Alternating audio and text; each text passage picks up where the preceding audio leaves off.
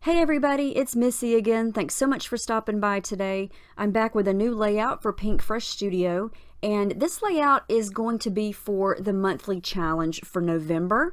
And you can see the beautiful color scheme there, and the theme is thankful. So that gives you all kinds of ways to go for the challenge, whether you create a layout or a card. And so I'm going to try to use all of the colors as well as the theme, and I'm going to start my page with this beautiful floral washi tape, and it matches the Just a Little Lovely collection perfectly. If you have that collection, then you know it is full of beautiful flowers, a lot of purple flowers. And so look at this washi tape. You get a lot of small floral clusters, you get that almost like a border strip of tiny flowers, and then you get a really big cluster, and then there's also a wreath.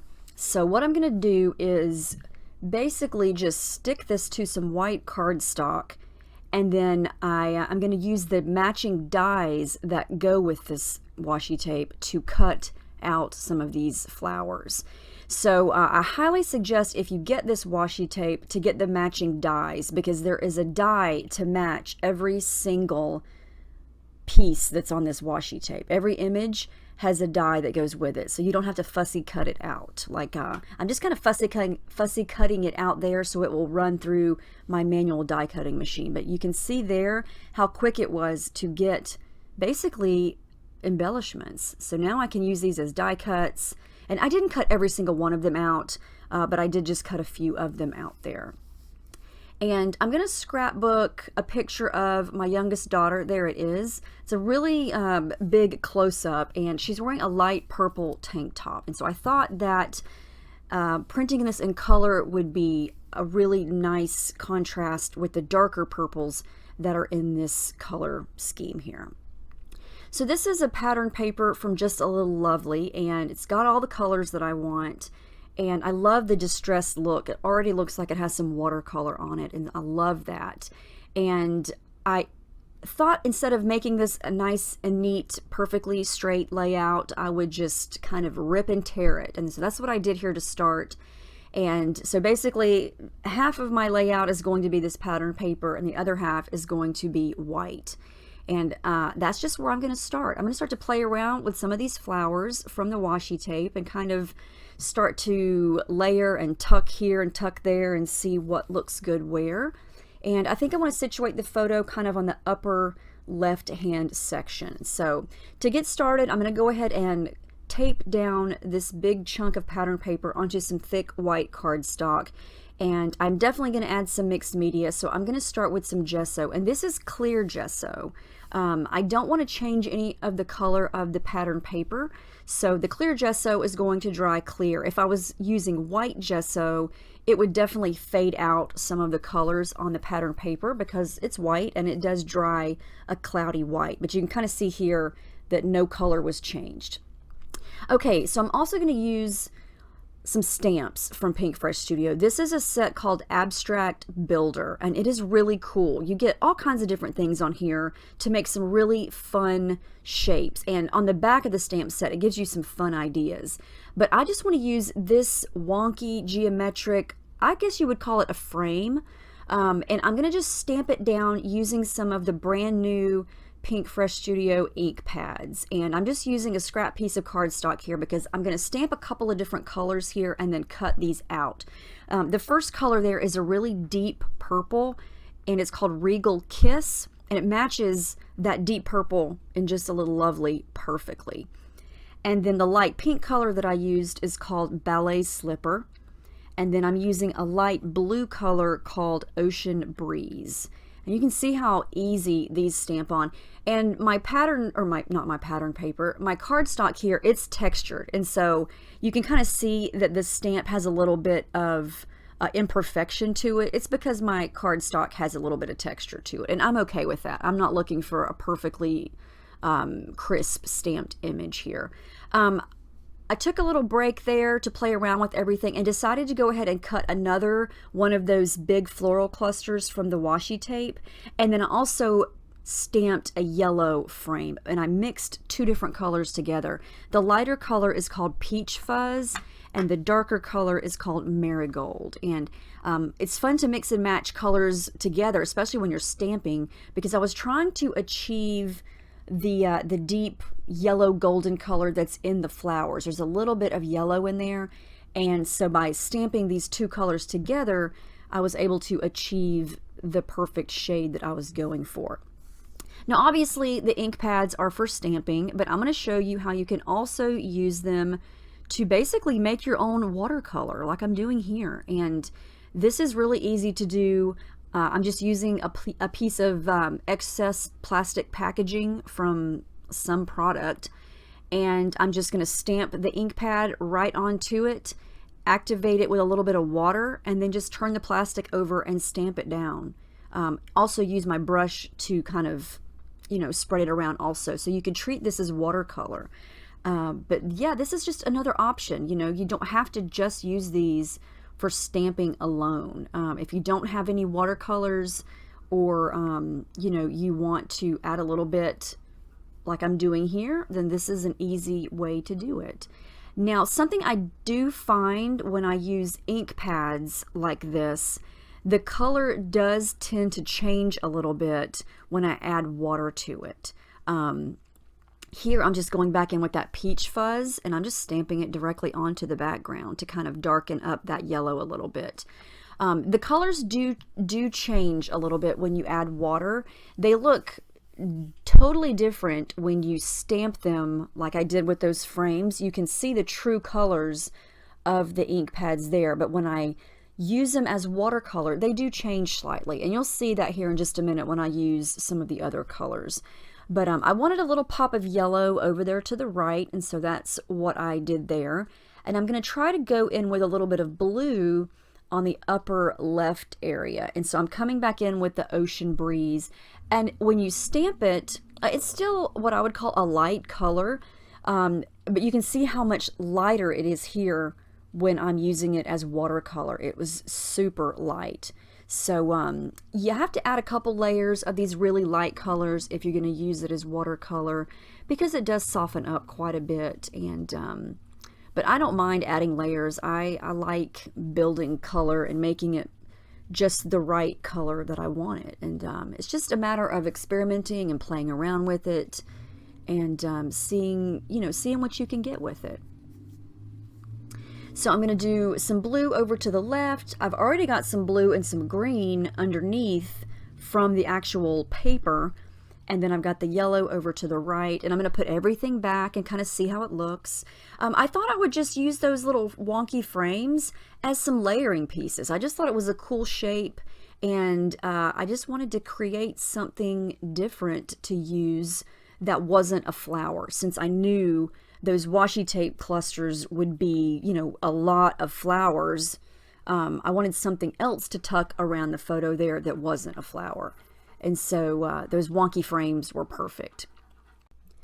So I decided to bring in a little bit of a darker blue ink, and this ink pad is called Storm, and it's a really pretty dark navy blue color.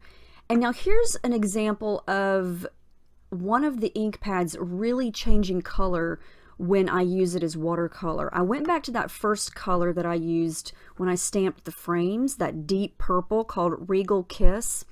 When I stamp it onto the plastic and add water and apply it to the background, it turned almost a pink color. You can see how purple it is when I first apply it, but as I add water and kind of let it dry on my background there, it really turns into a pink color. Look how different it is from when I stamped it on the cardstock versus when I added water to it. It's very interesting how they change. I mean, the color is still beautiful, but it is a totally different color. And also take into consideration that I used clear gesso, and so that purple color is basically going on top of some green on that pattern paper.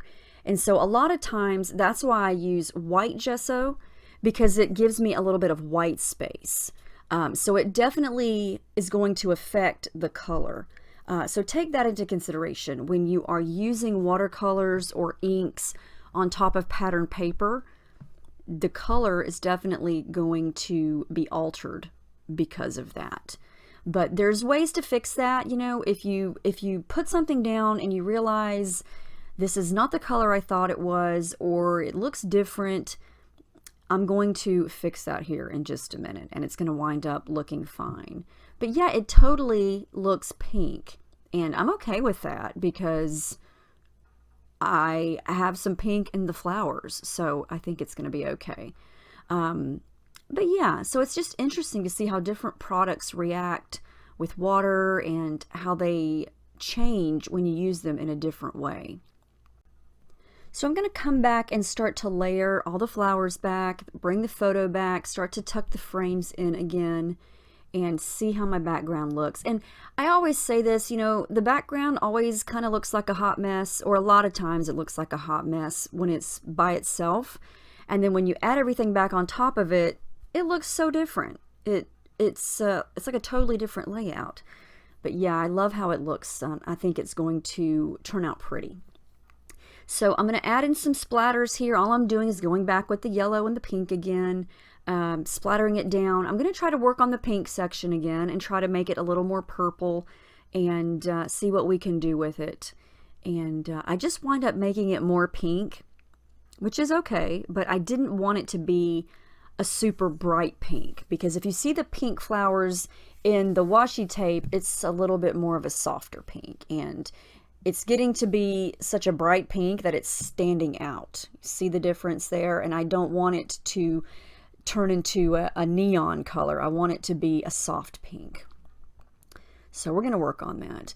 I mixed the peach fuzz color back with the marigold color for some splatters, and I try to get all the colors in splatters around here. So here's what I'm going to do to soften up the purple turned pink section. I'm just going to lighten it up with some gesso, and this is the white gesso, so I'm just going to use my finger and smudge it down just to kind of soften it up and make it a little bit lighter.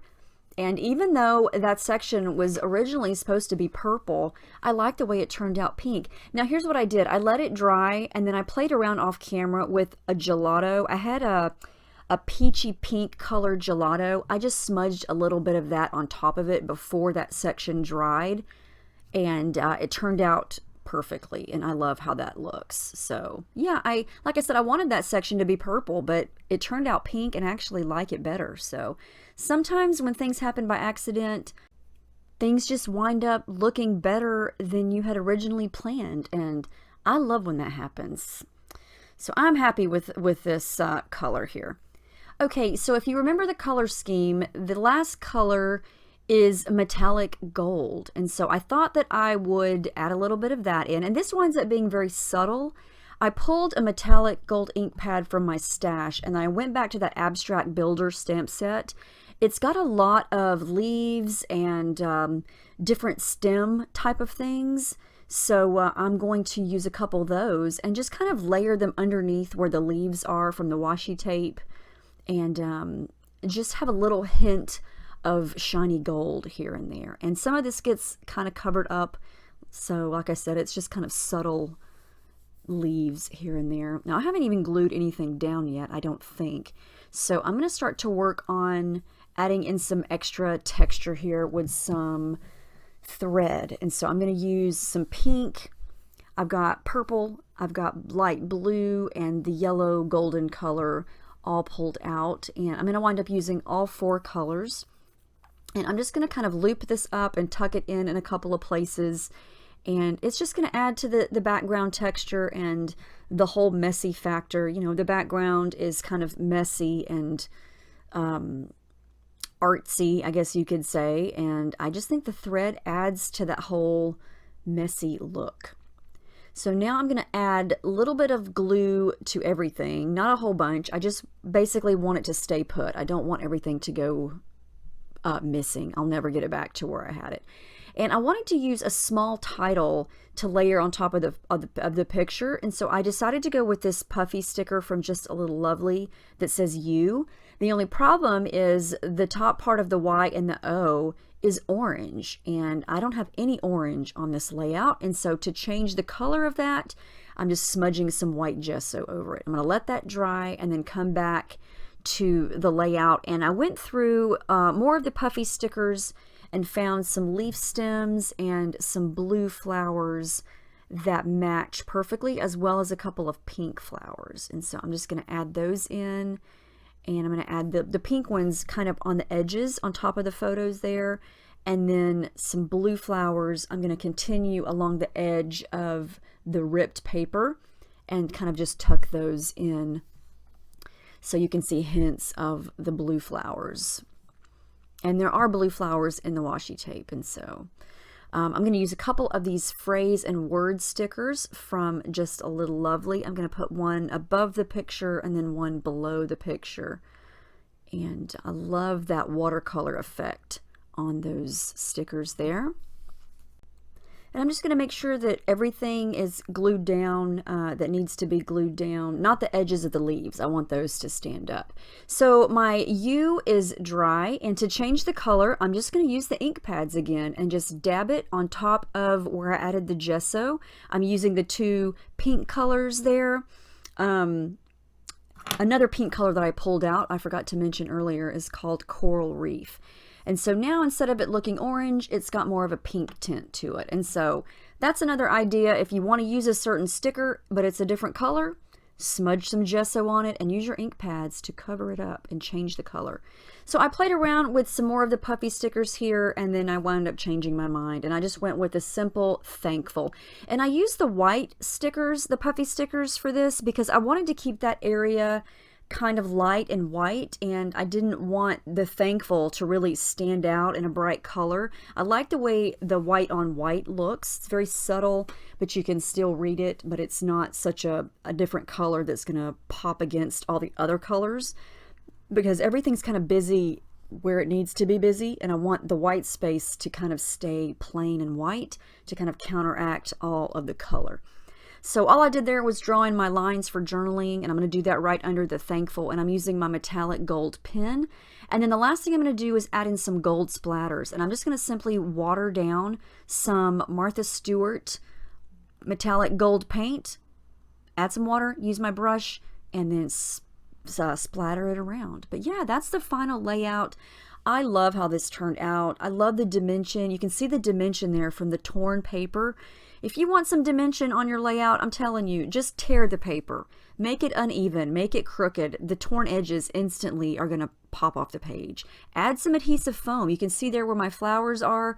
I added a little bit of foam under there, and it instantly just pops off the page. So I love using adhesive foam. I think it is a great tool to really just add some 3D effects to your layouts. But I hope you are enjoying all these close-ups. I took a lot. I always take a lot.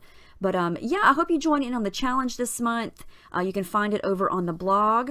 And yeah, it's a lot of fun. I hope you play along for a prize. Of course, there's always prizes. But let me know if you have any questions, and I will see you in my next video. Hope you have a great day.